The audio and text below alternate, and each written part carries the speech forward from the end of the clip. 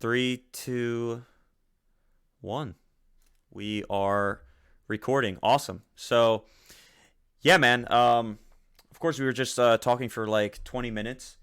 Right, right.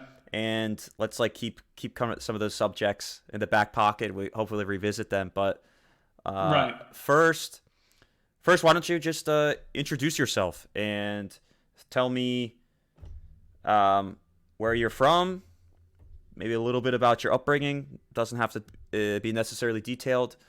Um, I think how you found my channel and hmm why are we speaking today. And I think that'll kind of hopefully catapult us into Yeah. a litany of fun topics. Okay. Yeah, sure. I'm confident I can do this. Oh, give me a sec. I gotta mute my phone. Jesus Christ. Sure.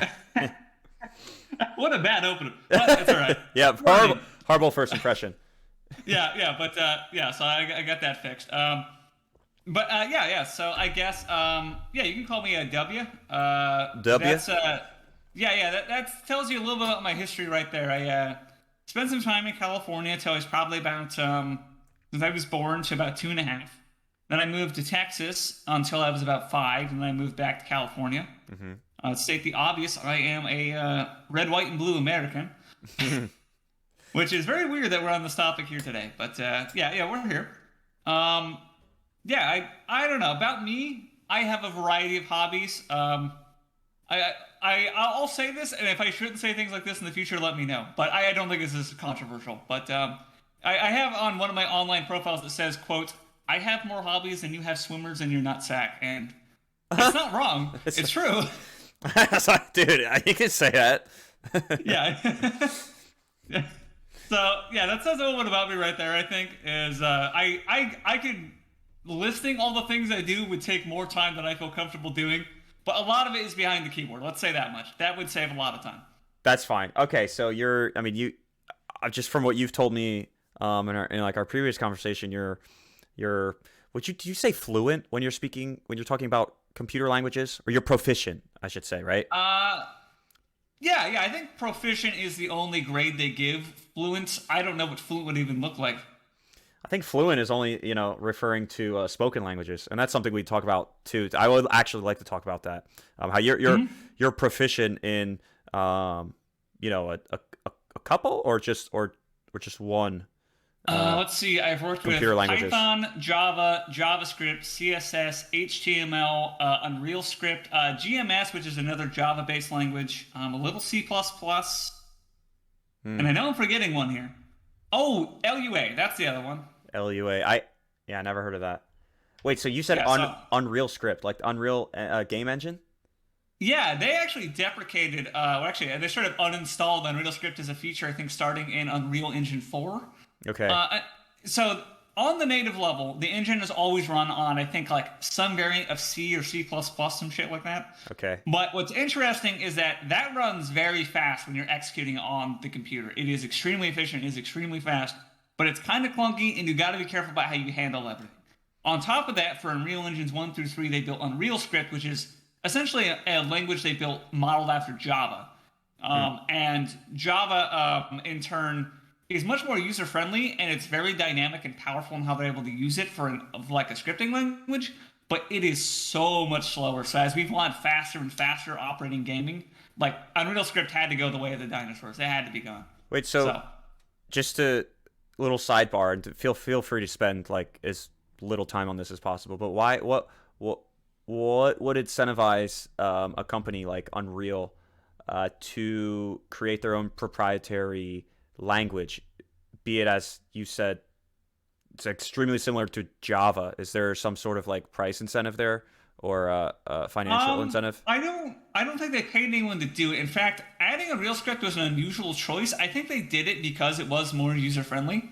Working with, like I said, like C-based languages, it's very powerful and it's very fast operating within the engine. However, it's one of those things where, like, as an example, when you're defining stuff in native, as it's called, the native language of C, and this is regard to the engine, by the way, not just in general, but the native language is very peculiar. You have to code it. It runs a little differently in some circumstances, and the biggest problem is when you're referencing things in memory, you have to be extremely careful how you clear and make references to things. Because if you have like an object that gets created in the game, that is a pointer in what's called memory. That's Mm-hmm. like on your RAM or whatever you of the game. Then, if you remove that object later and it no longer exists in the game, you have to make sure you have no more hanging pointers to that character or that object, whatever you want to call it. Or that could itself cause what's referred to as a memory leak, where garbage stays in memory if it's not cleared properly, which can bog down the machine running over time and eventually just freeze your game or even Mm-hmm. your computer in bad circumstances. Oh. And also, if you reference it and you try to do something with it and it no longer exists, that can crash the game on the spot. So, Wait, so that's not necessarily the only reason why a game may crash, but it does work. Because, so, for example, speaking of like horrible games that have like been overhyped and come out recently, Cyberpunk, I could not for the life of me run that on my laptop nor my Xbox. oh yeah, Absolutely crashed all the time. Lost all of my progress. Extremely frustrating. I loved the premise so much. I repurchased it on the Xbox. Same thing happened, man. I got a little further, yeah, but in the end, I was just like, this is so annoying because it's like I liken it to think of like the best dream, the best possible dream you could think of. It's so romantic or thrilling, and then suddenly somebody throws water in your face and you're yanked out of that immersive experience, and you're like, for Christ's sake, like that was such a good dream, yeah. And I Yeah, can't. I would. Yeah, Have I you would say played? as a rule of thumb, Yeah. there's a lot of reasons why you can crash, but referencing something at a bad time or something that doesn't exist are really good ways to crash your game. Mm. But I'm sorry, continue. No, I was just so like, do you could you theoretically like open like back end open the back end of the code of any video game if you have the engine to run, like, for example, well, what was Cyberpunk built on? Do you Oh know that? gosh, I don't even know the engine. Don't know. I'm sure if I look it up, I'm going to be disappointed. In fact, it might have been something in-house. Let's see. And I assume my keyboard didn't just come in on microphone. No, it actually was pretty quiet.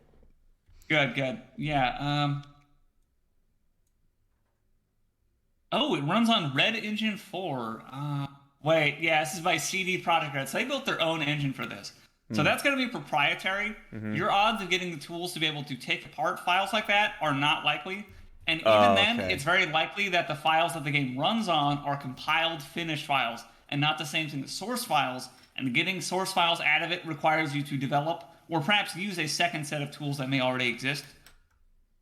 So that would be a pretty hard thing to get into. More likely than that, a great trick people use, I'm not even going to get into technically, would be hex editing or memory editing, where after the game is loaded into the memory of the machine, you alter how the variables interact, and you can change its function after it's already been loaded, which is really weird. I would love to learn more about it, but it's so bizarre. I actually, great examples, and I'll skim over this as briefly as I can. Borderlands 2 has a PC version, obviously. And in Borderlands 2, they have a hex editor you can use, and you can load up like a actual like TXT, like notepad text file that's like 2 megabytes. And in that 2 megabytes of hex editing or memory editing, whatever particular variety it is, it just completely like installs like new weapons, new functions, new effects, new item pools, new abilities balancing. It's like insane with getting like 2 goddamn megabytes. Are there just text. Are there any mainstream games that have adopted that to date, or no? As far as I know, that's never been used for game development. That's mostly used for people who want to cheat. Oh, for modding. Okay.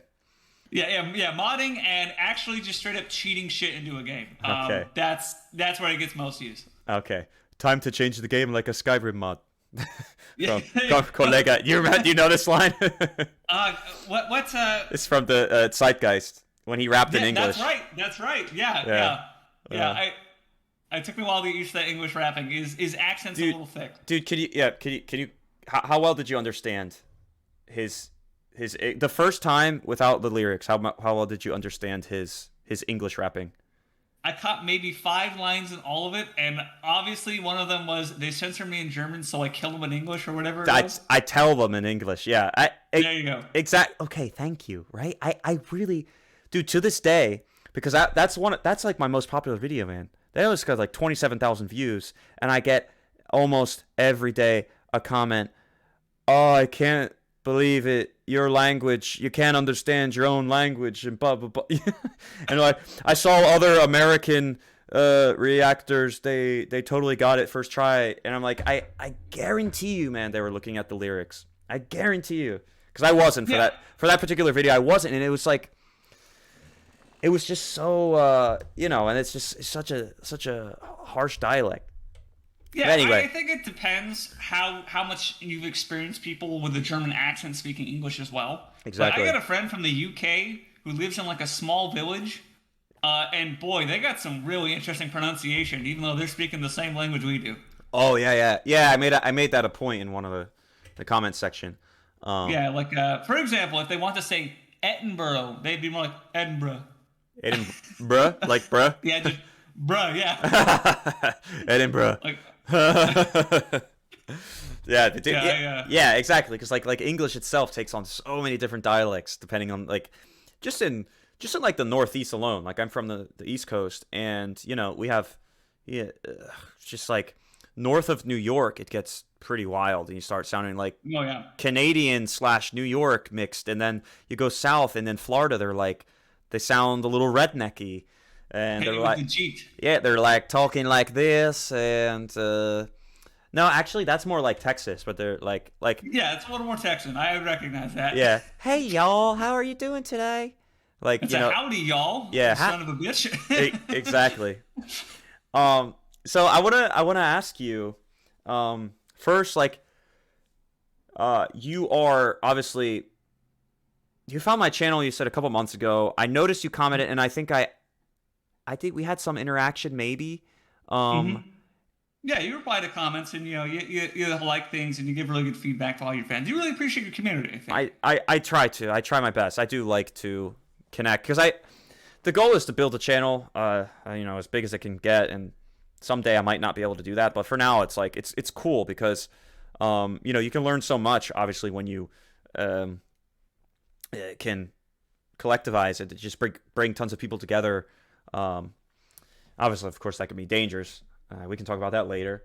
But what I wanted to ask you is, how far into the German language, I guess, how far into the weeds have you gone? And even first, so it's like a two-pronged question. What brought you to the German language to begin with? Thank you, thank you. I was going to talk about that, Yeah. and I lost topic entirely. Yeah, But no, that's yeah, thanks for bringing it back on rails. Yeah. So my story, I've told you this privately, but yeah, let's reiterate it, I guess, for recording sake. Basically, it was back in I think 2015. I was freshly graduated high school, and I was no longer feeling hip and with the kids. So, and this is kind of shameful to admit in the modern context, but at the time, to try and stay cool and stay not being a normie, I was reading Know Your Meme articles, and they do a pretty good job cataloging things. But obviously, there's like a time delay between like when it's popular and like when it gets an article, and it makes it too accessible for the normies, yada yada yada, a whole bunch of bullshit. Not gonna get into it. But there was a video that popped up on their front page of SpongeBob's plankton weed, and I was like, I just saw the wait. costume in the picture, and I was like, what the fuck is this? Wait, hold on. I have to stop you. Was this an American meme forum or a This is an English like Western forum for like English speakers like Americans and similar. wait? So what? It wasn't about music in particular, or what was it? Just It wasn't about music in particular. They just saw the image of SpongeBob wrapping up plankton weed and said, "Oh my god, this is a What? meme. We gotta share this, guys." And you know what? And I'm gonna let you go in a second, but I think that's like part of the genius of what San Diego did. Oh yeah. He memeified himself, and that's why he's so pop. He created a meme around his image, and I just think that's a brilliant branding move. But Yeah. go ahead. Yeah, so historically, I've been exposed to a lot of hip hop or rap or whatever you want to call it. I know there's a slight difference between the two. Like rap's more of a style and hip hop's more of a genre. Yeah. But yeah. So I've been exposed to a lot of it. A lot of it was like Eminem and like everyone like heard like Flow Rida Low and all that shit back in the day. It was not really jiving with me. It was not something I was interested in. But then after like listening to Plankton Weed, I was like, what the fuck is this? My mind was blown. Like it's the first section of the song, it doesn't take very long for him to start a section of double time, as you probably remember. And Yeah. he does a lot of fast and he stops it again and fast and he slows down, fast and he slows down. It's really fucking nice. Even in hindsight, it's really nice. So I didn't understand that at all on like a technical level, on like a musical level, but that was really interesting to me. Like the audible experience is really interesting. My German language was pretty much boiled down to about every other song name from Icebreaker or Megahertz or Rammstein. That was about the depth of my German knowledge at the time. I had heard a little bit of like the German new metal. I'm not going to try and use the German name. I'd horribly butcher it, but so that was really interesting. At first I rewatched that a couple times, and then it linked me another music video, and that was ACAB. And I only recently, I mean, like the last year and a half or so, learned how much trouble they got him in. Holy shit! Yeah, I'd like to talk about that too because they are they have some sort of like censorship culture that I think we've flirted with here, especially if you're following like the whole thing with like Elon Musk and Twitter. But I don't think ever to the extent maybe in the early 2000s with Eminem. I know he got censored a lot with the Marshall Mathers LP.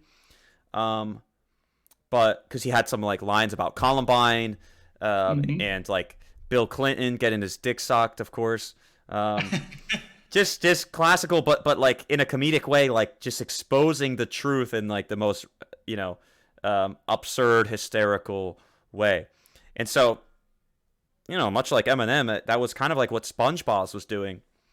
That's crazy, man. That I know that they got like you can't find that anywhere. You can't buy it. You have to find like an archived YouTube video. Actually, if you're in the US, you can buy the album off Amazon Music as a downloadable. I actually did that to support San Diego.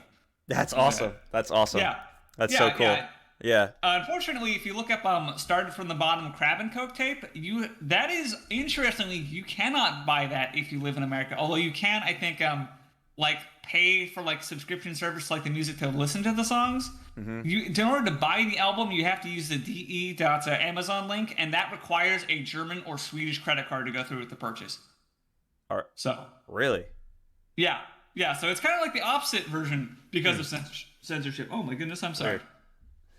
Weird. So go ahead. And so from there, you discovered SpongeBob on this English meme forum, right? He was a meme, and you clicked on it. Yeah. And you were just kind of like wowed by the performance, right? The audible experience, which was pretty big back then, even though you said this 2015, YouTube was gaining a lot of traction. I guess it was. Yeah. Go ahead. Oh yeah. So I guess kind of just continue. So I was very interested. I think once I hit ACAB, that was really interesting to me because if you listen to the song, there's a lot of variance in flow, a lot of interesting pronunciations. Not because he's doing them in a weird way, but because some of them are very German. Like what's the word? Abgehört, something like that. Say it again. Abgehört, or something like that. I don't know it. I get spelled out. Abgehört. Yeah, abgehört. What's that mean? Abgehört. Like that's just one scrap of a word. So that's like words like that are very interesting to me, like sound wise, and obviously like I said, the flow varies a lot. The themes are like dialed up to 12 out of 10. They're ridiculous. Yeah. Like a guy in a SpongeBob SquarePants costume saying "Bombing ins Police Department." I'm just like, what the fuck is this? I know it's so ridiculous, but again, it's so you realize it's so intentional. Like he knew that was gonna blow up. Right. Which is so cool. Yeah. So abgehört, I just looked up abgehört. It just means to be like listened upon or intercepted.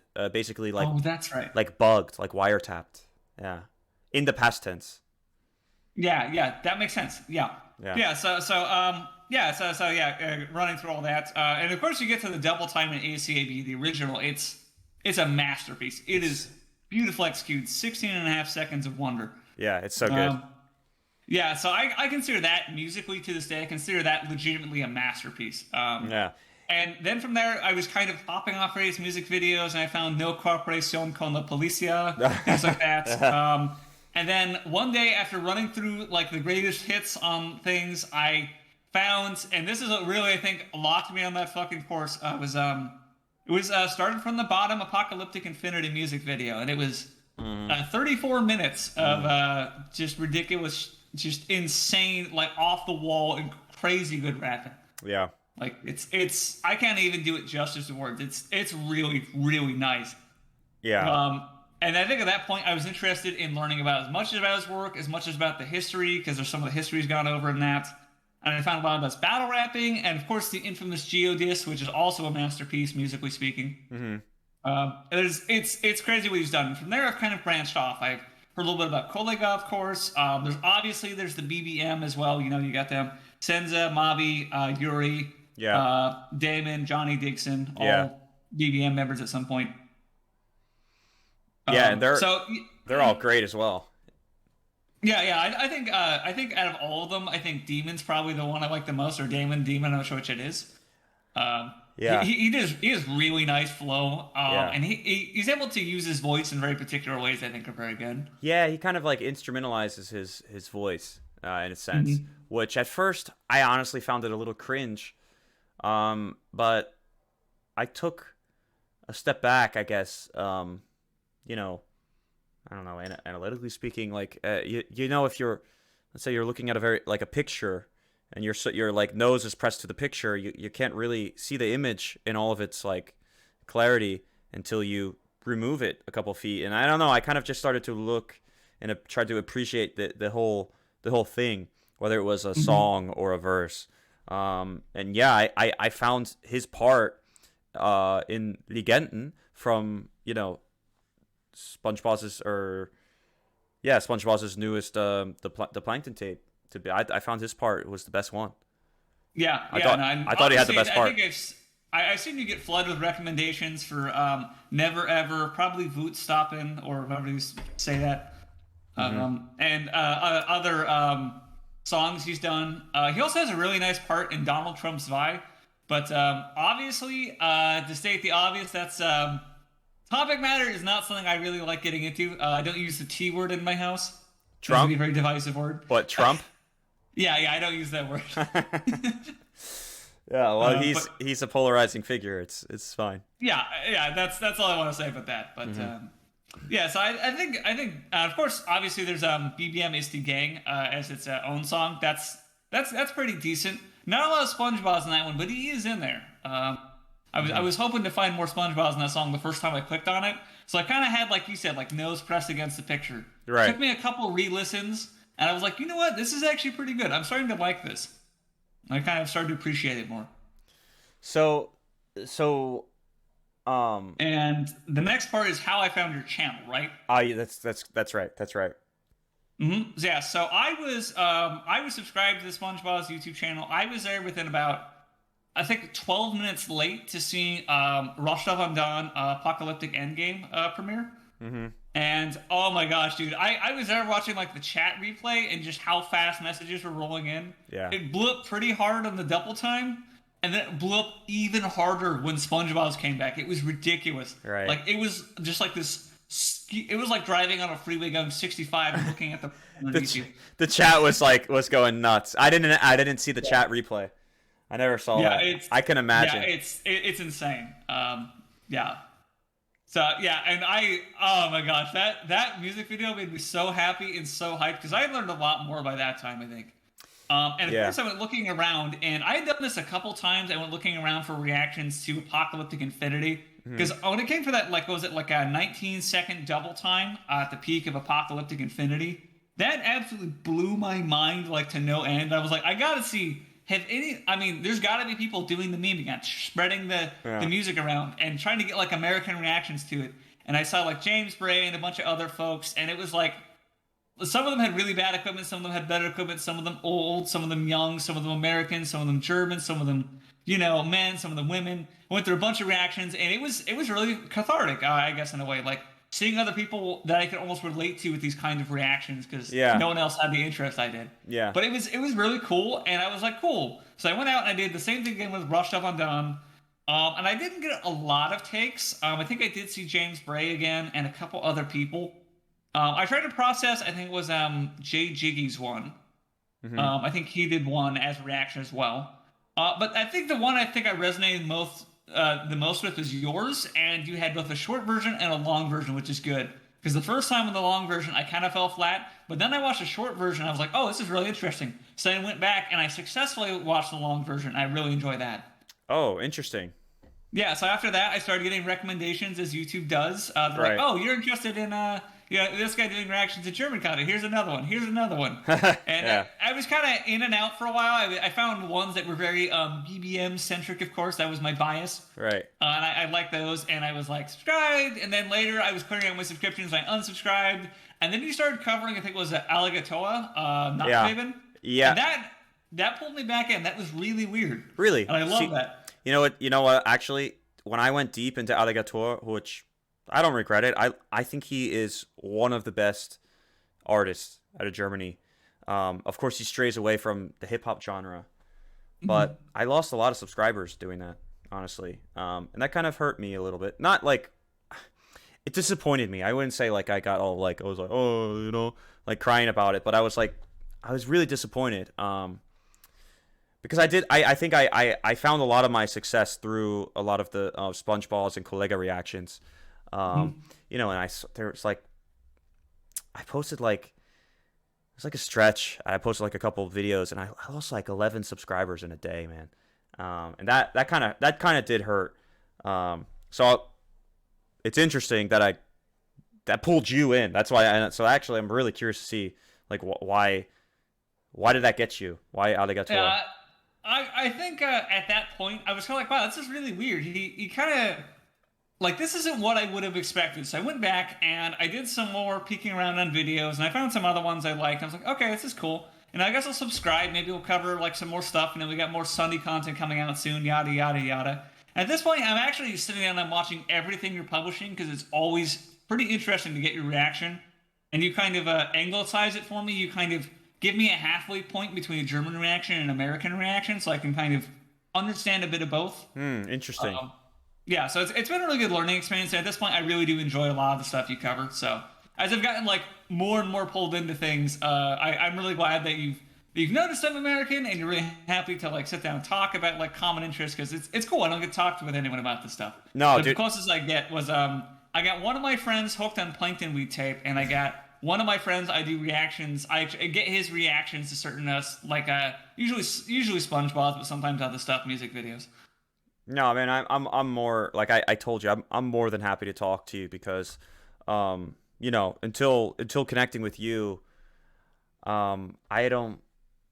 I have friends that are American, and I'll show them like Kollega or like maybe SpongeBob's just like really fast parts, but they're not like obsessed with it, and it's just like always like I'm a freaking weirdo. Like I don't know what it is, and sometimes I look at my channel and I'm like.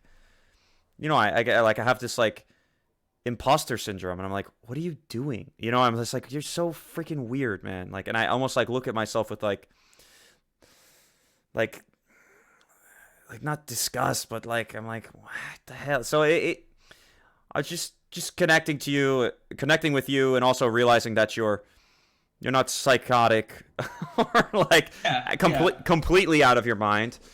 Yeah, I'm only halfway out of mine. That's where you want to be. That's where you get the interesting stuff. Right? And I would say myself as well. It's very reassuring. I would say like you've especially this winter. Personally, I went through it. Like I said, I wasn't working as much as I am now, so I went through a lot of doubts. I had a lot of time to sit and think, and a lot of it was just too much time spent with the YouTube channel. I was looking at it and I was like, what am I doing, man? And so I would say, like, I thanked you last time. I was like, really, really happy Yeah. to have connected with you because, again, it's it's reassuring, and it's affirming certain things that I thought were weird and inexplicable about myself, and I'm almost like kind of I guess it's kind of selfish when I put it like that, but I'm like curious to learn from you, to learn more about myself, but of course, kind of see how you process things also. Um, Mm-hmm.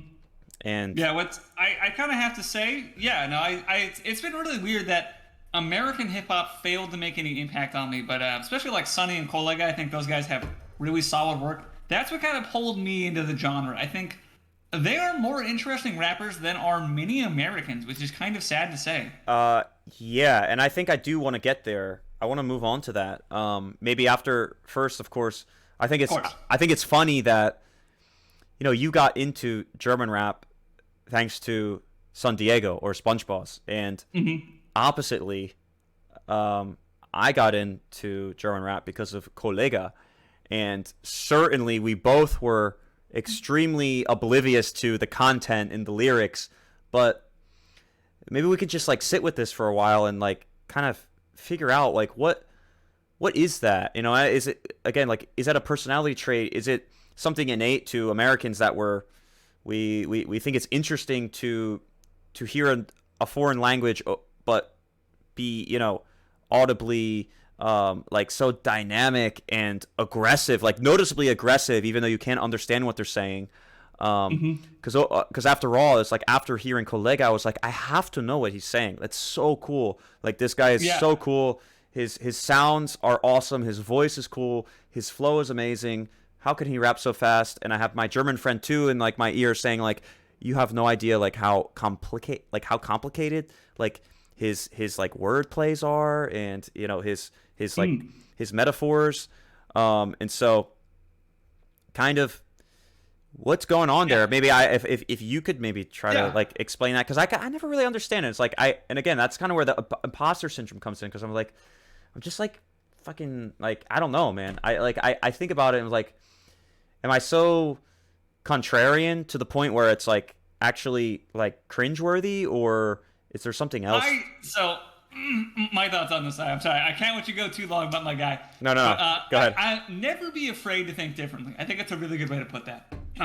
And for me, what draws me in is a handful of factors. I think German language, just in general, is very interesting. I think musically, it's probably one of my favorite languages.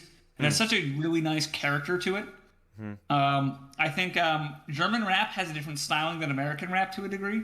Especially Yeah. if you get into like German battle rap, I've noticed like they have it. I think it's because they have it as an import and they view destroying each other as part of the custom that they Yeah. really go at it and they don't hold anything back. Like they really go at each other's throats. Yeah. It's insane. And there's also obviously there's a lot of eccentricity in the scene. It is interesting. Like you look at the entire phenomenon of masking rappers, and like there's so Yeah. many of them, like Rapper Yeah. Target, Entertainment, Timatic, SpongeBob, obviously. You got truckloads of these guys, and like Neos Unleashed and The Chosen, and all these guys. Yeah. Do we, Cowboy Green? Do we count Cowboy Green as being a masking rapper? That's the question. I don't know who that is, honestly. You, Oh, it was Green with the three E's. But in his video he did against SpongeBob, did like a black and white film where he was dressed as like a cowboy with a double barrel shotgun. oh no. Oh, okay. I didn't know. So that's funny actually. He was kind of like hitting him with playing his own game, playing out it with his own game, But that's no, I didn't know Yeah. that. But no, Yeah, so I think there's a lot going on that's really genuinely interesting. I yeah. think if you can understand it beyond the language barrier and you understand it for its entertainment content, there's a lot going on in German rap that can really be enjoyed, or just German music in general. I think. So here's what I'm thinking actually. I mean, now that you're saying that, would you say that German rap to you and me is the same way someone would gravitate towards anime in the performative nature, the eccentricity, and the I guess cultural variety that's both Hmm. educational and interesting because it's different? I mean, would you say like we're like if you say somebody is that's interested in anime, it's the it's the same attraction that's going on in the whatever it is in the mind. It's appreciating the different qualities from a different culture through like the language barrier and appreciating it for what it does that's new. over like a glossy, fun, exciting medium that's like hip hop, for example, or cartoons, which are also awesome. So Yeah. yeah, man, it's like German rap is like musical anime for us. Yeah, that's actually not a horrible way to put it. I think you've got a point with that. Yeah, interesting. And you have the characters like an anime characters are all of these artists because I would say there are more, they say, image rappers in German rap than there are in um American rap. And I think this is actually a pretty good transition because you say how it is an import because there just isn't the same level of poverty and social, I guess, like, social inequity in Germany than there is in America. I mean, some Yeah. some cities in America, man, are worse off than parts of Syria and Afghanistan. It's really bad. And some of them are 30 minutes from where I live in this like beautiful suburban, picturesque little town Yeah. In Philadelphia. And certainly you've seen it in Los Angeles. And so by default, some of the imported aspects have to be somewhat curated, and that's not a bad thing. However, you do have also on the other hand these rappers that, like I said, there are impoverished areas in Germany. There are Oh yeah. A lot of people, East Germany, as I understand it. of course, the ones that were kind of delayed by 30 years because they were stuck behind the Iron Curtain and were living under some communist rule.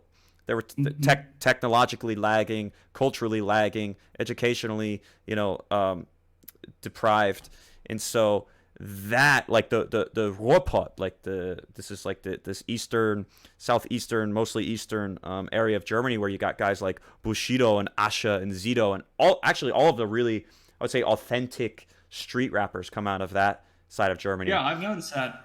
combined with the American styles, and it makes for a really, really interesting take on the genre. Yeah.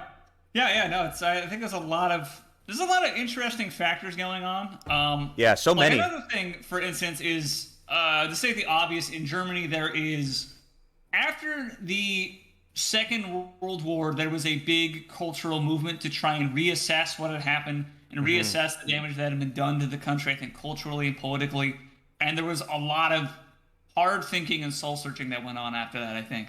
And I'm really happy with how the German people have really improved since then. A lot of Americans are really fucking dumb. We don't know any geography. So we assume they're basically the same people, but No. like you learn a little politics about how it was back then. You talk to some people from where they're at right now. It's black and white. Like it's really nice. But it's so going through that, like it's interesting how, for instance, while the German population as a whole, as I understand it, has a compared to most of Europe, which has a lot of history of anti-Semitism, the German population, for the main population, has a lower level of anti-Semitism than most of Europe. However, a lot of rap is popular, as I understand it, amongst immigrants to Germany, sometimes from other parts of Europe, sometimes from other locations around the world. So they actually have a different cultural identity to a degree, and they carry with them a higher average amount of anti-Semitism, I've been told. Oh, So that's kind of interesting as part of like how it's culturally different. Germans or the immigrants coming into Germany are almost like importing anti-Semitism. Maybe they're coming from I would say it's some of the people coming into Germany. I don't think they do it maliciously, and I think if you look around the scene, they're still perfectly sane people. This is like not like any hate or anything like that. But No. if you look at like the average numbers, I think, like I said, most of Europe has a lot of history. A lot of the world has a lot of history with anti-Semitism. Yeah, But yeah. we look at it in Nazi Germany as having been like the peak. But you look around historically, like Inquisition, all this other shit, like it's everyone gets engaged at least a little bit. Even Henry Ford back in the day was a big anti-Semite, unfortunately.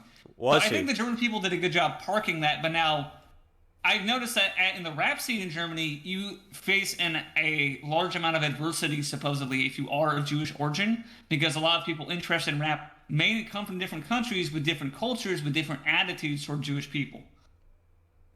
As I understand it, at least. If I'm wrong, y'all just call me out. I'm totally willing to admit I know nothing and I'm a dumb fuck. Like, No, but no. I think so. I mean, the only let's just say that you are correct, and the only reason I would like say that like that is the case, that is a phenomenon, is that um Germany perhaps is importing so many so many immigrants from different parts of the world that historically, for example, Eastern Europe and the Middle East, historically these regions have been at odds religiously with one another. right. Whereas Yeah. you think about the melting pot that we have, and we're going to compare it to Europe. hmm We're mostly South American, and the Europeans that have come here have been here for a while, or have fled the Holocaust or World War II era Yeah. Yeah. We got a lot of ideologies. their brilliant minds that way. Yeah, and they've seen what the nasty, how bad anti-Semitism can be, and kind of are like, we don't want that. But of course it also happened in Europe, so there is actually some flaw in like my analysis there.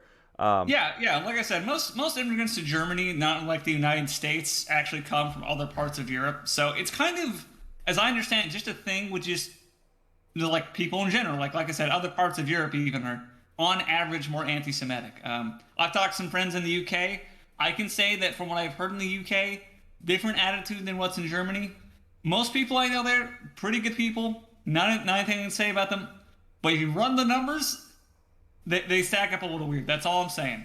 Like it's the history. They've historically been at odds with other cultures, and one of them has been the Jewish culture. And it's kind of this lingering stigma. And Yeah, and I'd say, just to close this tangent, statistics please do. are messy, right? We don't Right. you can poll like a demographic of people, and you can cherry pick them, depend who's presenting this information, where you're getting it from, and are they biased or interested in purporting that fact for some other incentive. I don't know. That's actually a really good question to ask. Yeah. Yeah, so it's just like, who knows? Maybe they might not be, because I mean, I would say you really just have to get on the ground and just talk to tons of people. But even that's obviously not scientific. But Yeah, I do actually really like that. In like at least that to just gloss over this briefly, that like there is a lot of like people are treating each other as people in Germany. Even in the rap scene, they largely treat each other as people and with a level of respect. Like obviously, as I understand, Kollega transitioned to Islam as a religion at like age 15 or so, and him and Yeah. Sonny are good friends. So Right. it's never been a barrier between them. Right. And I would also say, and I would just, again, just to finally close this, it's like, if you're anti-Semitic, there's a good chance that you're also racist towards blacks. You probably treat women, not, you know what I mean? Like you probably have Yeah. other skewed worldviews that are actually just kind of a collective or a cumulative result of just perhaps lower level of education, or Rough upbringing that gives you a lot of bad feelings about things in general. yeah, exactly, That. a bad experience, whatever. So there's that. It's very hard to even with statistics kind of say like Europe Yeah, I is agree. more anti-Semitic. Yeah, yeah, and I think the most important thing we have to remember talking to any person, you cannot take a demographic and you cannot apply it to an individual. You can No. you can have as strong of a number as you want, and if you go talk to a person who falls in that group, you have no idea what you're getting. Still, No, because they treat everyone also like people. no because Like that person. because that person also is a part of 10 other demographics simultaneously. What the you can't, you can't do that. And Exactly. that's just why, like, logically racism is flawed. Logically, anti-Semitism is flawed, because men and women, that's a demographic. So does that mean all Jewish men and all Jewish women are such and such? It's just like, statistics is dumb. I don't like how people try to use statistics. I think that's a good way to put it and close this one out. yeah, yeah. So, um, let's get back to kind of German rap as an import, because that one really interests me.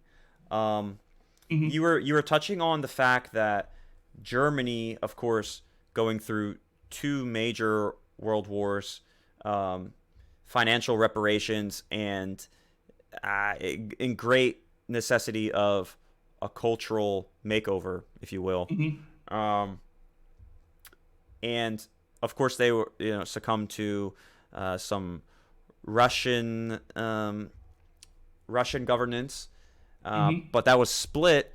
And I'm curious as to like your thoughts on the combination of that former Soviet dynamic mixed with, or sorry, that former Soviet American culture, dynamic that kind of is what the majority of German rap is now, right? You have the lower class kind of street rap that's coming from almost a lost generation that was like the East Bloc, former Soviet, but then taking some of these American values that you look across the sea, people were struggling in the same way, but for different reasons, and using this medium to express those struggles.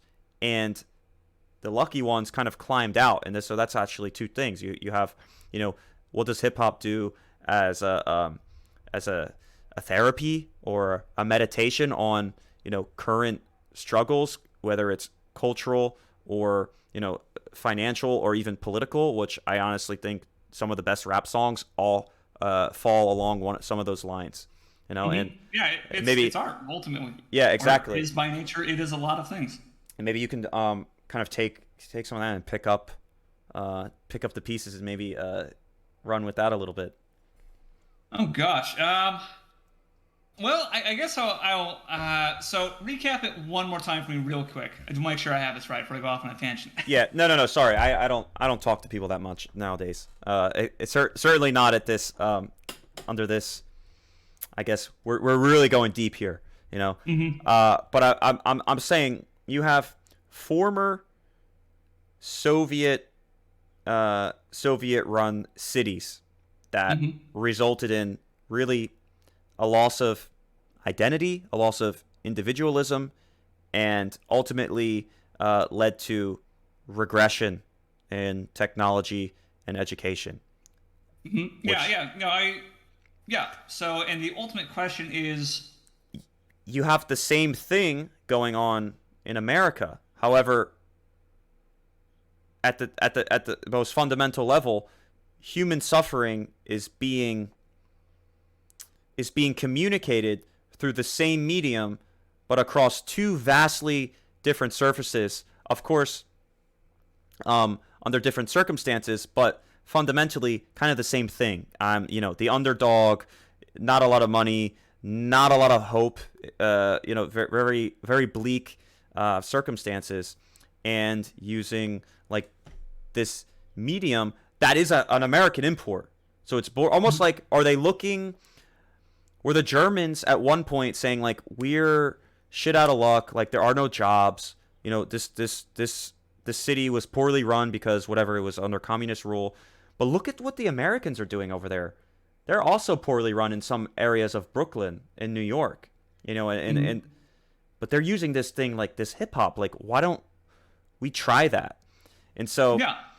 Yeah, I think it's easy to relate a lot of those themes. It's easy to find draw just in the music in general. I think hip hop as a genre has evolved a lot and has come to dominate a lot of modern music genres mhm. because it has absorbed more and more pieces of other musical cultures and styles and has been able to adapt to become almost like a hive mind of various musical formats that can change between when necessary. Uh, Yeah, and I think, so, Go ahead. no, I think just because why it's so popular and why it's almost like, if you kind of you think about it as like hip hop as a, I don't want to say virus. Hip hop as an idea, like an infectious idea. Hmm. it's so authentic, and I think that's really what people love. People love how Yeah. it's so real, right? It's not pop. Hmm. It's not like Dua Lipa, which is like you turn it on and you're like, yeah, it's like sounds good, you know. But it's like you don't feel this soul, this suffering, this struggle that you know everybody can relate to at some level. Mhm. Yeah, I think that's what's really interesting about hip hop as a genre historically is that, as you've kind of touched on, it has been used to give people a voice, to give people a medium Yeah. to express thoughts about just their life in general, a number of things going on. Uh, Wealth disparity, politics, sometimes just things they've gone through personally. Obviously, run through. I mean, sure, Eminem just as an obvious example. He's talked a lot about is it, at least as I understand it, a bit about his upbringing, some of the stuff he's had to go through. Yeah. No, So definitely. I think that's one of the things hip hop does as a genre is it's very grassroots by nature. Anyone can do it. You don't need to know how to play a guitar. You don't need to know how to do this or that. You don't have to even know how to sing necessarily. If you can speak words, you can speak truth, and I think that's the power of hip hop. Yeah. No, it's and that's why it's such a cool genre, even for maybe you and me, white guys. Maybe I don't really know, but I didn't have it tough growing up. But it's just there's something so lovable and so enjoyable, about the Hmm. genre. And I guess maybe that speaks to the human condition, this sense or this desire for camaraderie, or hope, Hmm. the underdog story, right? That is just kind of pervasive in all sorts of mediums, movies, music, plays, all types of artistic artistic artistic mediums. Yeah, yeah. I think that's something else that I guess I would say in general is when it comes to like music, I think one of the strongest ways music continues to be adopted and revived and has life breathed into it is when it is relatable to the average person. I think that's a huge element. Obviously, a lot of rock songs talk about fairly generic things that a lot of people can relate to, love interests, crazy relationships, shit like that. Yeah. Um, and obviously, for the longest time, I think one of the most popular grassroots movements that's kind of losing steam gradually is country music. Uh, yeah, there's a lot of not great stuff in there for some of the folks culturally, but that's what it was. It was grassroots. It was relatively easy to access. It Yeah. allowed people to talk about things going on in their life, and I think hip hop has become more accessible, more flexible, and is a lot more appealing to a lot of people because I think it does have a different history and it is very humble in its origins. Yeah. That's interesting. Yeah. It's like hip hop has become, in America at least, the new country, which Yeah. country was the old frontier western medium where you had guys on their banjos sitting on the outside of the saloon, uh Hmm. talking about this girl left me, blah, blah, blah, blah, blah, blah. Of course, I'm so Yeah. I'm so ignorant when it comes to this genre. I'm just literally picking apart all the tropes of different movies Yeah. in my head that I haven't seen in years, but It's not horribly inaccurate. A lot of it probably does come from frontier days where we did a lot of expansion, not a lot of availability, a yeah. lot of hardship, a lot of things we're singing about, and you go through. Even just the aesthetic country music is gone for. It likes the frontier era. It likes a lot of like that time period as Yeah. being relatable to the simple life. Mhm. Yeah. Yeah. And now we're so globalized and like city centric, and kind of like just on top of each other, that you have this kind of turn towards hip hop, which is a little more aggressive and talks about different issues. So it's very very interesting actually. Um, Hmm. and then we don't have to talk about this, but I don't know if you've ever heard like German folk music, which is I have not. Actually, well, I guess I've probably heard one or two songs without knowing it, but so interesting. nothing I've sat down and targeted in my viewership. Let's put it that way. Yeah, and it's tricky because I know they have Schläger, which isn't necessarily folk music, but yeah, and then you have like the kind of like this the Swiss stuff, and then the like the yodeling too, like in the northern Germany in the mountains, Mhm. which I don't know if you've ever seen the this one video or if you heard this song, Derndorweed, where he yodel raps. He yodel raps, dude. It's so cool. Interesting. Yeah, no, I It's actually have seen Mongolian throat singing used as a rap before. oh, Yeah, really? you know, are you familiar with Mongolian throat singing? No, we'll have to trade videos after this. Yeah, I don't know if I could find it. It's so obscure, but Mongolian throat singing is a particular vocal technique that is discovered by the Mongolian people, I think, and it allows them to sing in two tones simultaneously. Whoa, really? Yeah, it's really wild. It's crazy. Anyone can theoretically learn it, but it's a very difficult thing to learn. So you could go like deep and high at the same time, like oh and Yeah, what? yeah. How is that possible? I think I don't know the mechanics. I won't even speculate. In fact, I don't want to spread misinformation or just talk out my ass in general. But definitely look it up when you get a chance. It's pretty crazy. Jesus. Wow. Yeah. Yeah. I would like to see that. That sounds. I don't know if I could find it. I could at least give it a shot, though. I can't even imagine what that would sound like. Yeah. So tell me, where are you at in the German learning experience? Well, you've heard me try and speak German today, so I think that about says everything. You just I'm learning to read German more than anything. I can vaguely guess at pronunciation via reading words. yeah. And at the very least, I recognize a lot of connecting words and a couple very common recurring words or verbs or things like that that are used a lot, especially in rap music, because that's where I get a lot of my knowledge on the topic. Mm-hmm. So I think it's fair to say I have a long road to go, but I haven't ever sat down and made it an intense focus yet. But you've recommended me Rosetta Stone and some messages we've talked about. Yeah. So I'd really love to get into that once I'm back in work and once I'm got steady income. I'd love to subscribe to something like that and try and pick up as much as I can as quickly as I can. For speaking, it's amazing. Grammar, not so much. It more focuses on common patterns, but you don't really get into the kind of the logical structures that make up the language, which is something that I wanted to ask you about.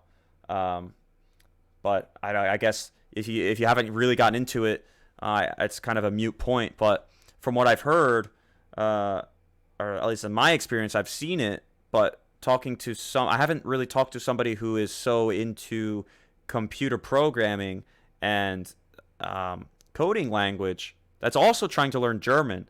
But from what I understand, the German language is structured in a way that it is somewhat binary and extremely predictable, based on the different genders, and the conjugations are simple, but it's an extremely logical language. Oh yeah. I can tell you. I know nothing about the German language. I can already tell you their phonetical pronunciation is consistent. A lot of the way the words are built are very meticulous. Yeah. Even if you go through them the word kind and all of it's like a kind. I think it's a keiner, and there's like nicht, nine, nis plural, which is I think never.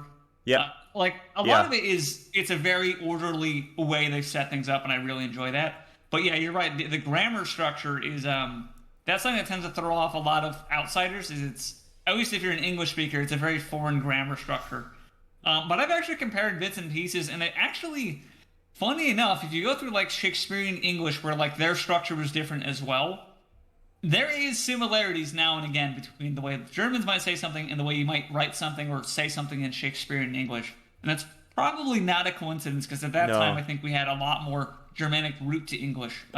Yeah. Yeah, and it still lingers too in our language. We still have tons of similarities,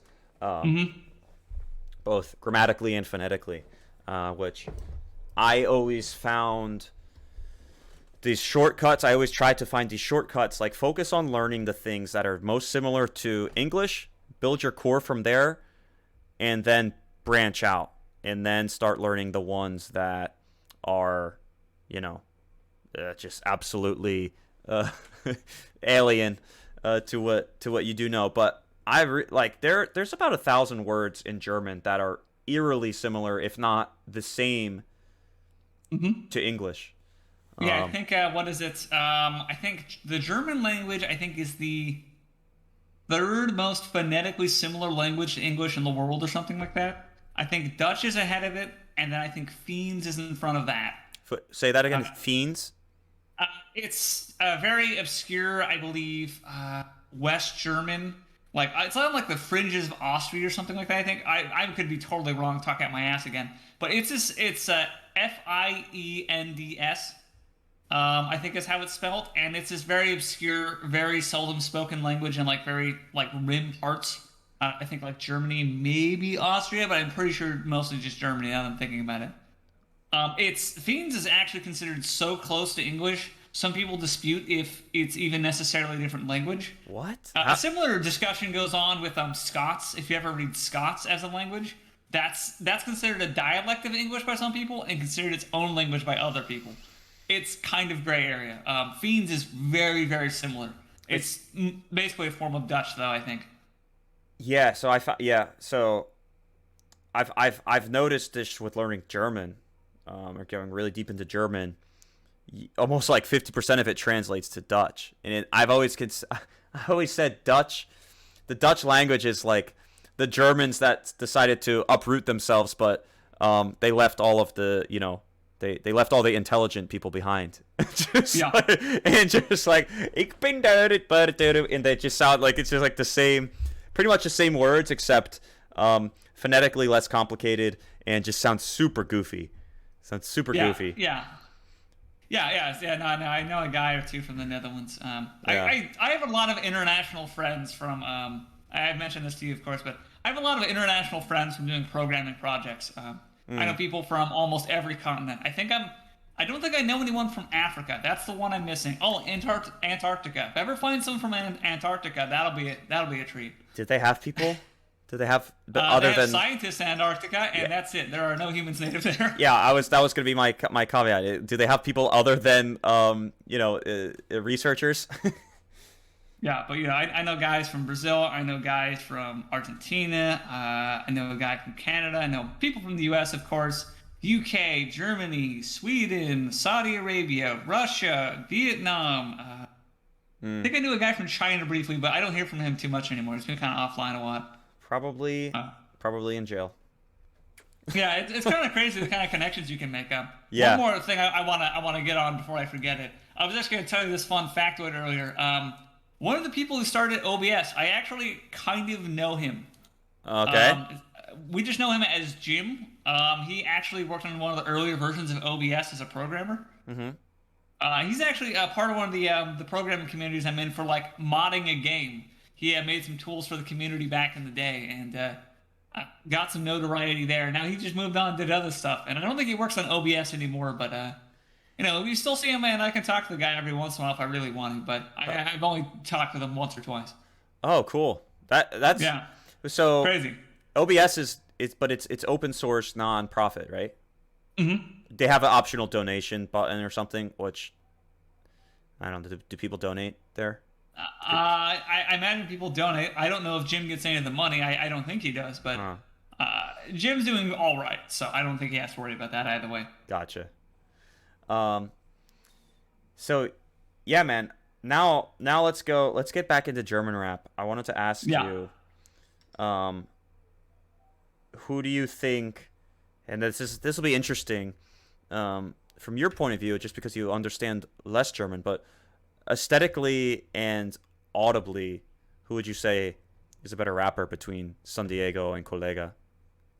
Ooh, oh boy, that's And a tough question. you cannot answer. You cannot answer unless you before you tell me all of the albums, or at least how much have you heard from each of them. So San Diego, I've heard everything in his discography. At least until 2013, I've heard a little bit of his stuff. I think he did in 2011. Oh, and oh gosh, what was it? 2009. He was on G Sterben Jung. I probably just fucked that up again, but whatever. No, it's good. It's instead of Sterben, it's Ster, like a Sterben. Yeah, Sterben. Sterben Jung. G Sterben Jung. G Sterben Jung. Yeah, that was it. Yeah, more or less. But yeah. So I'm gonna enjoy learning a phrase or two every time we sit down. But, yeah. We could But do yeah, it. yeah, yeah. So my knowledge of Kolega is kind of scattered. I haven't gone through and done any of his entire albums, I think is my weakest point. Mm-hmm. And I haven't decoded as many of his lyrics because I think a lot of the lyrics I've looked up, the punchlines don't translate directly if you just look up like the lyrics on Genius and punch them into Google Translate. No, so There's a hard. lot of layers I can't quite grasp. So when we're talking about like quality of punchlines, or quality of like just line writing in general, I can't make a call on that because I don't know enough of the original language it's spoken in. Mm-hmm. Yeah. But yeah, I can compare other aspects. I think the amount of work Kolega has done as a rapper in the community and how he's helped a lot of artists and things like that. I think he's been a really powerful force and a really good influence in the rap community. Yeah. Agreed. However, I have to say I'm more of a fan of San Diego's Double Time than Kolega. That's the one thing I can say confidently. Yeah. Well, but that's eh, fine. And I'm the opposite, just because I've spent more time with Kollega, and he was my first. You know, you say it right. like that. And so there's just this like connection you have. It's like your first German artist. It's just you can't beat that kind of loving connection. Um, and yeah, so I personally think it's tough, and I don't even know if you can compare them. But I feel like San Diego has a better flow. Kollega has a better voice. Hmm. San Diego has a better, I think, musical intuition.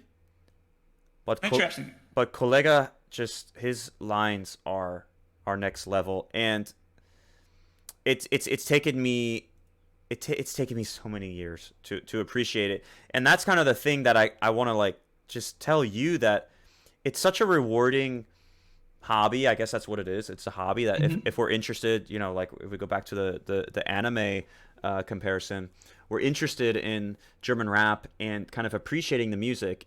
If you consider like what levels of appreciation can you discover, and of course the first one is the audible experience, the atmosphere that they can create with their voices, and the rhyming. Of course, rhyme schemes are universal. You don't need to know the language to like hear like how complicated like a 8 syllable rhyme scheme is, for example. Um, Hmm. but then if you go further, you have like the word plays, and then you go even further, you have the theme, and you have under what context, and Hmm. or metaphors, and so that's just like I'm looking back to like when I first discovered Kollega 2013. I can listen to some songs 1,000 times, and every time I hear something new, and it's just Hmm. it's the gift that keeps on giving, and it's such a cool, I don't know, it's such a cool little hobby. And then if you're really paying attention, you can add some of the words that you heard for the first time in those songs to your German vocabulary. Um, Yeah. and Yeah, I so think there's. I don't have a lot of experience with that, but I have had that experience already. One funny example I'm going to cite, mhm. and this is kind of cringe in hindsight, but it really shows the learning experience I've had to go through just learning even the basics. Is you're familiar with the word Kugel, right? To state the obvious. Yes, yeah, It is both the word for bullets and the word for like a sphere or a ball or something like that. correct, yeah. Yeah, so I was going through what was it? BBM Misty Gang lyrics and reading through like the end part with SpongeBob's, and it was at one point it says get a Kugel from Damon, and I was like, is this a D's nuts joke? Because Oh, I wait, just posted to Google Translate and ran it 1-to-1. It was like get a ball from Demon. What the fuck does that mean? wait, Is this a D's nuts joke? this is all the way at the end?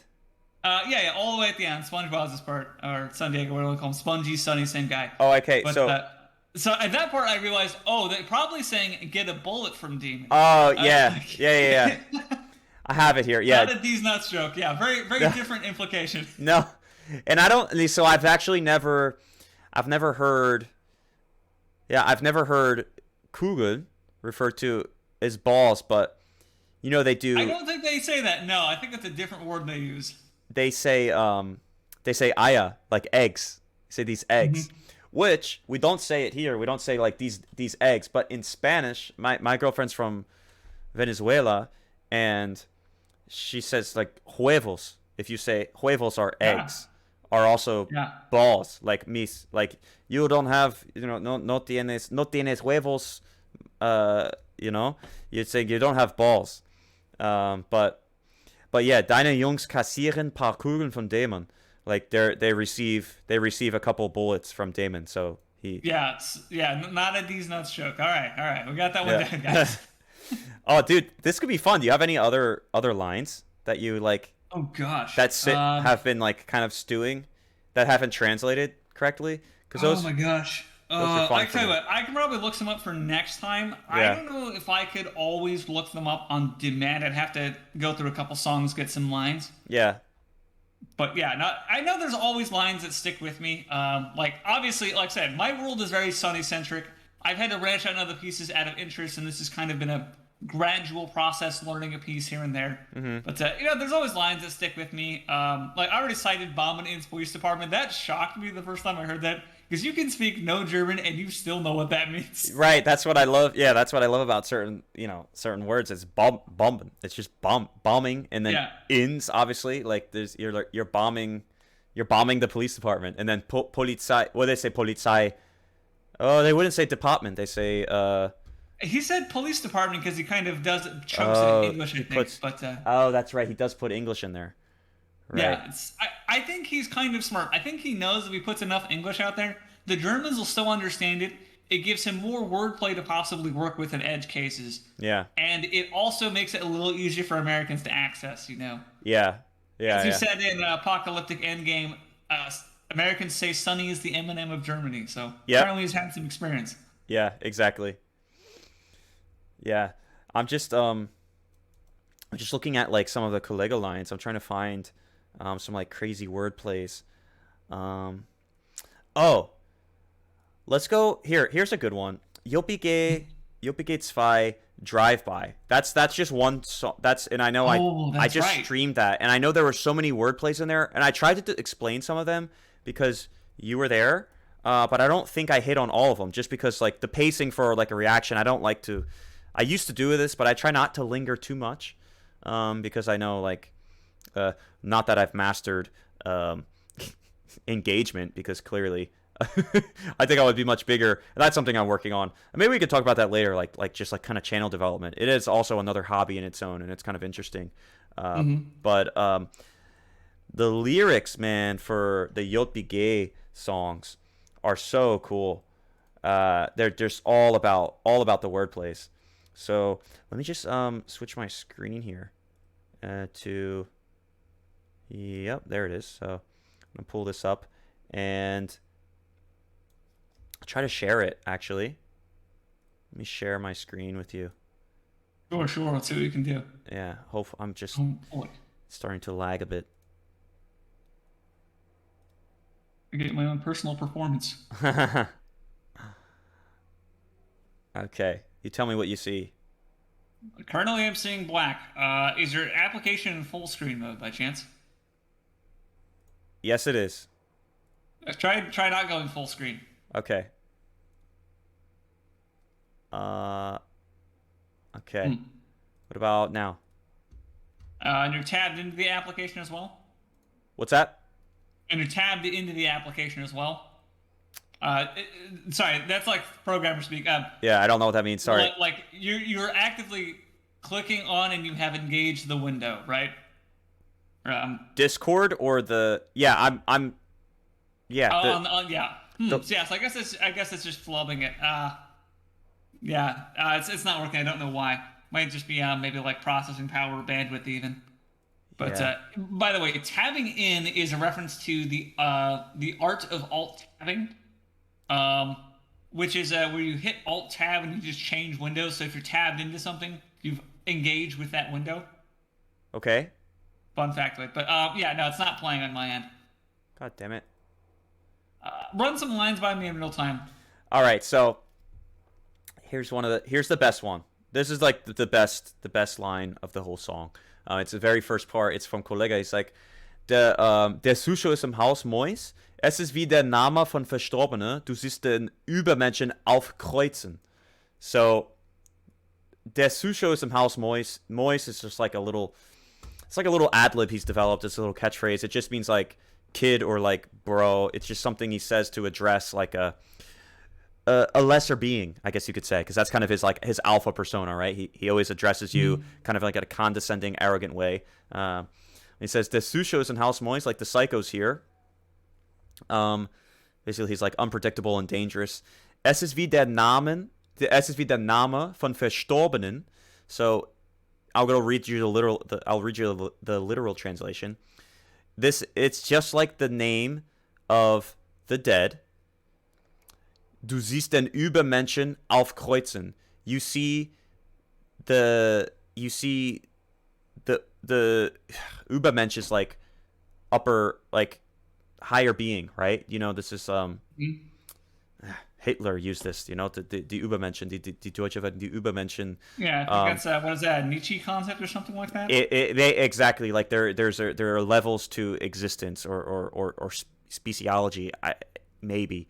But saying, yeah, you see like the higher being referring to himself, aufkreuzen. And so aufkreuzen is a slang word for to show up, like to appear, to I wouldn't say go so far as to say it means to materialize. It just means like, yeah, like last night at that party, we're all hanging out, and then suddenly Kollege aufkreuzen, like Kollege just came in, he showed up, and everybody was like, "Whoa, he's here."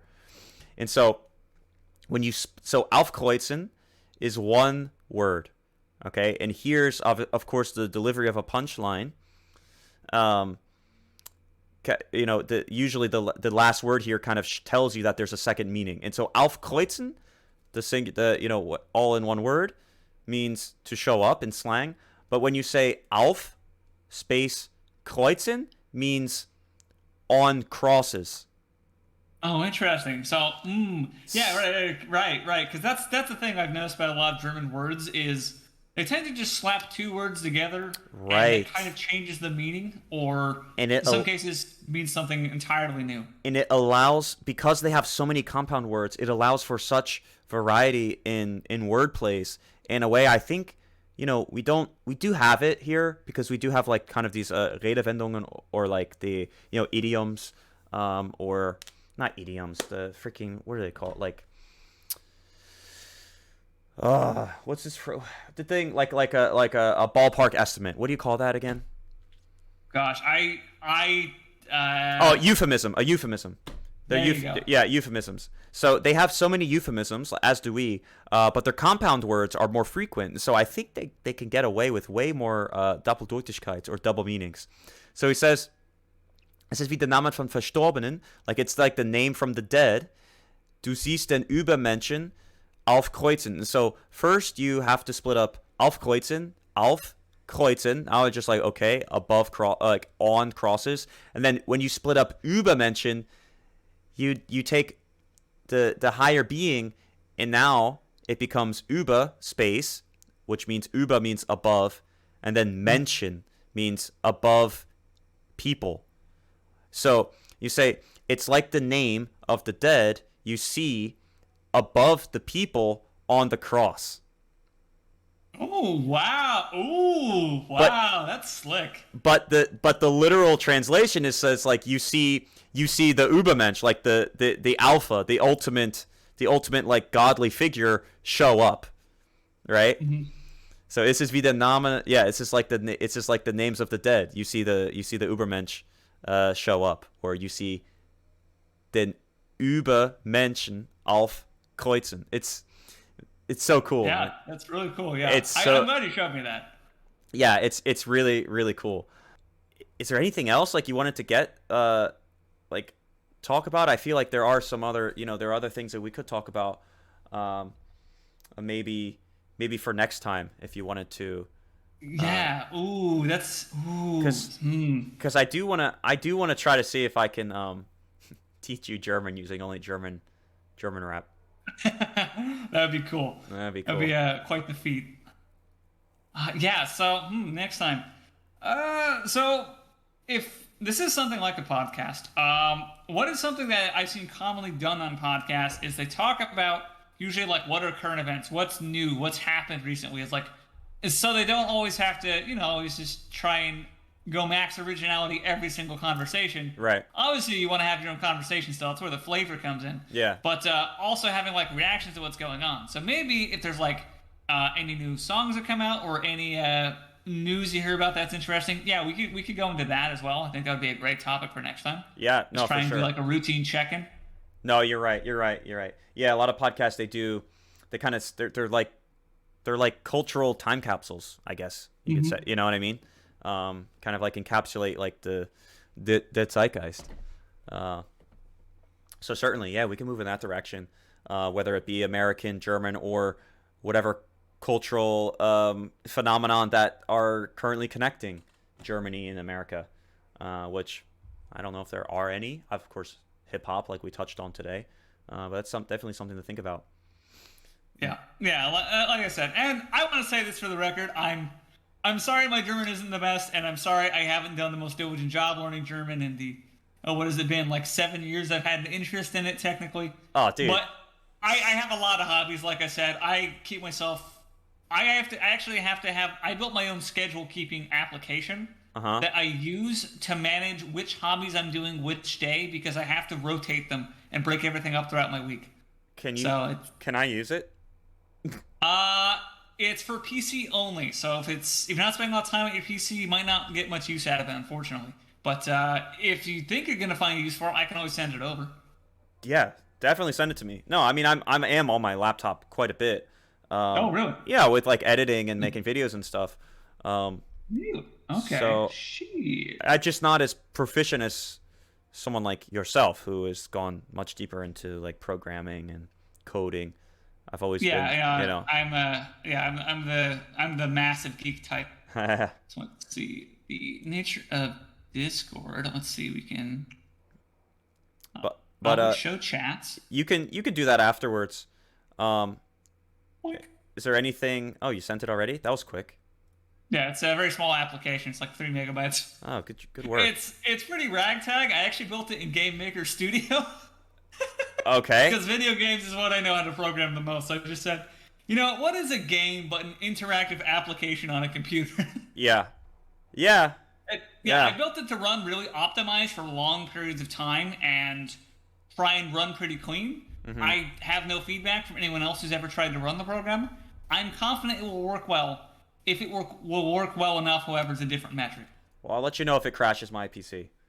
I really hope not. It shouldn't use more than a couple megabytes of RAM at a time. And here's the thing I almost forgot, and I do want to mention there's another Patreon member who is much like yourself, cerebral, intellectual, but he's German, and he has very good English. And so I really think the three of us could do some pretty cool, whether it's collaborations or even just at the very minimum have some conversations similar to the ones we had today, but adding the actual German dynamic and kind of like just throwing stuff back and forth, ideas back and forth. That would be a lot of fun. And I definitely, at best, you have to meet him.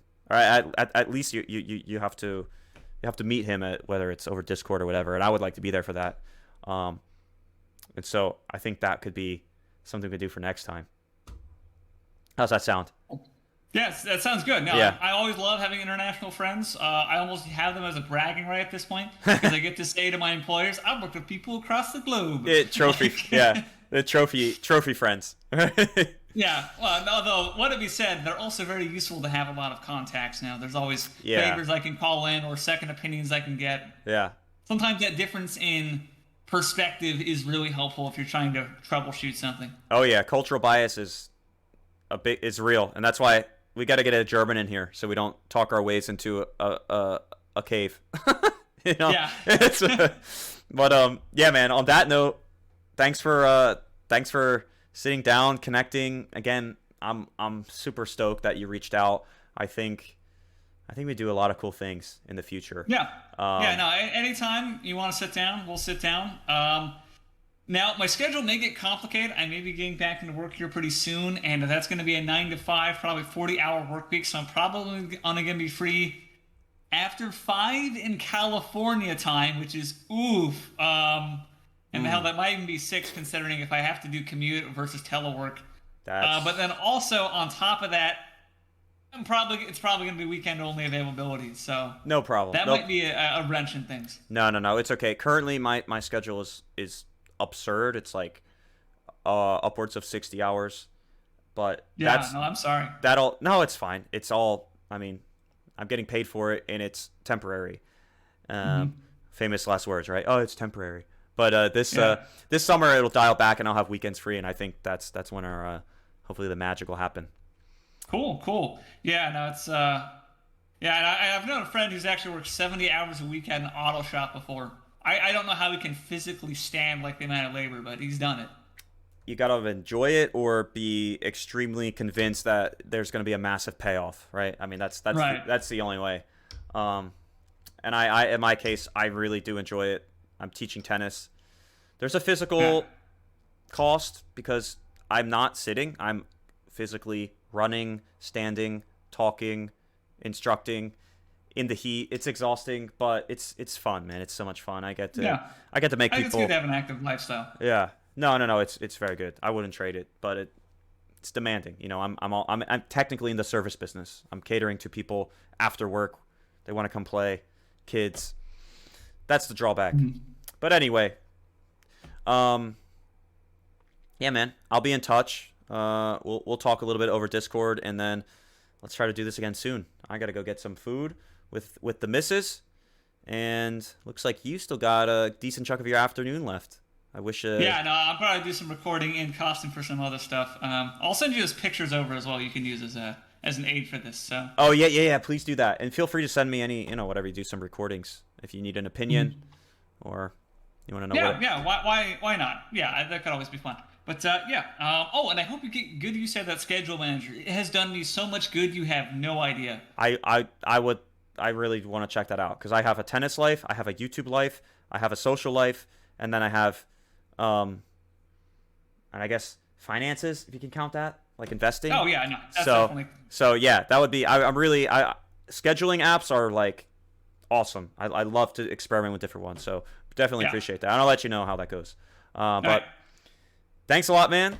Have a nice afternoon, and You too. again, this was fun. I can't wait to do this again. I agree completely. Yeah. Yeah. Anyway, see you, my guy. See ya. Peace.